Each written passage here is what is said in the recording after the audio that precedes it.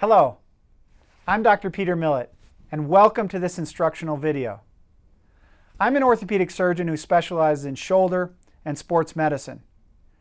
We aim to provide the best care for our patients, and part of our job is making sure that you understand the process of healing and the physical therapy needed to achieve a perfect result. We made this video to help you have a better recovery.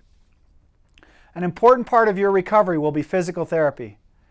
This video will guide you through the various phases of your rehab as you come back from your injury. You can either watch the video from start to finish, which I recommend for those of you that are about to undergo surgery, or you can simply use the table of contents to review a specific area of interest. Recovery takes a team effort from you, the patient, from me, your surgeon, and from your team of physical therapists. I'm fortunate to work with a great group of physical therapists. I would like to particularly recognize the efforts of Dirk Kochmeyer and Christy Allwine, who head my shoulder rehab team and who work tirelessly to develop many of the protocols you will see in this instructional video. I would also like to thank Taga Plantel from our audiovisual department, who produced and edited this video. As you will see, it took a tremendous amount of work to create this, and we hope that you will find it very useful. Thank you again for choosing us for your care.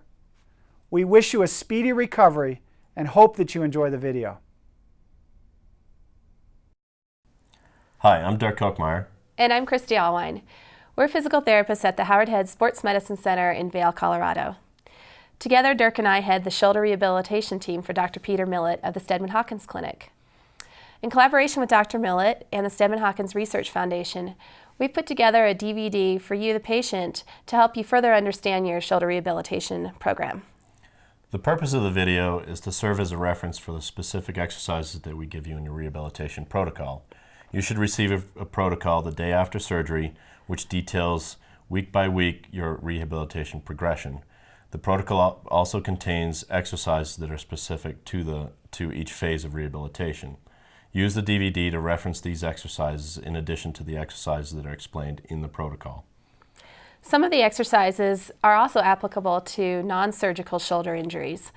Again, use the information that your therapist gives you and detailed protocol, and then use the video to further supplement the instructions that your therapist gives to you. You'll also find that the DVD is divided up into sections so that you can just reference specific exercises. You'll see many exercises outlined in the rehabilitation protocol. If you reference the DVD, you'll find that you can just scroll through specific exercises to find the exercise you'd like to reference at that time. You ready to get started with this? Let's get started. All right. So now I'm going to go over a few of the instructions for changing your post-op dressing. When you first come down to therapy, you will probably have a very bulky dressing that was applied during surgery. We'll remove that dressing and apply a water-resistant dressing that you can actually wear in the shower. And I'll teach you right now how to change that. So you'll notice right now the wound is basically exposed with steri strips covering it. These steri strips will remain intact for approximately 10 to 14 days. We'll use the, I'm going to go ahead and apply a pair of gloves here. We'll use this dressing here. This is called an op site. And as we remove the op site dressing, the instructions are you remove the paper backing first. There are two tabs on either end that are not sticky, so you want to just hold those two. Make sure you don't touch the white part.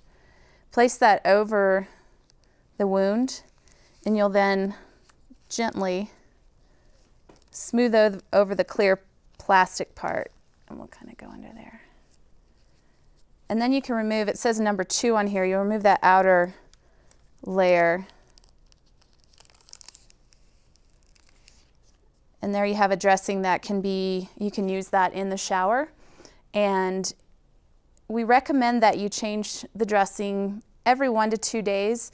What you want to look for is any drainage coming through. If you do see drainage, go ahead and remove the dressing at that point, or if it looks like it's gotten wet or steam bubbles underneath after a shower, go ahead and change that as well. When we're looking at the wound, what we want to also examine for every time we take this dressing off is any signs of infection. Those signs include redness around the incision, streaking. You might feel warmth around the incision, so check for that. Any drainage that's maybe not bloody, so it's okay if there's a little bit of blood, but nothing that's green, yellow in color. And if you feel feverish or having chills, be sure to let someone in Dr. Millett's office know as soon as possible. Immediately after the surgery, it is normal to have increased warmth, redness, and bruising around the shoulder. This section of the video is to show you how to apply the sling. Most patients will be provided with a sling just like this. This is called an abduction pillow. This is to keep your shoulder off your body and to provide the rotator cuff with optimal circulation during the rehabilitation process. All right, Lindsay, let's have you just move your arm out to the outside without actually using your muscles. Good. Now what you're going to do is with your left hand, secure that shut. Good. This portion is the portion that goes around your neck, so bring this around to the back of your neck. Good. And you want to apply it to these two clips. You are allowed to use your hand for this portion of applying the sling. Okay, we'll have you stand up now. And behind you, so if you turn this way, you can grab this portion of the belt. This goes around your waist, turn around to the front, and attaches right here.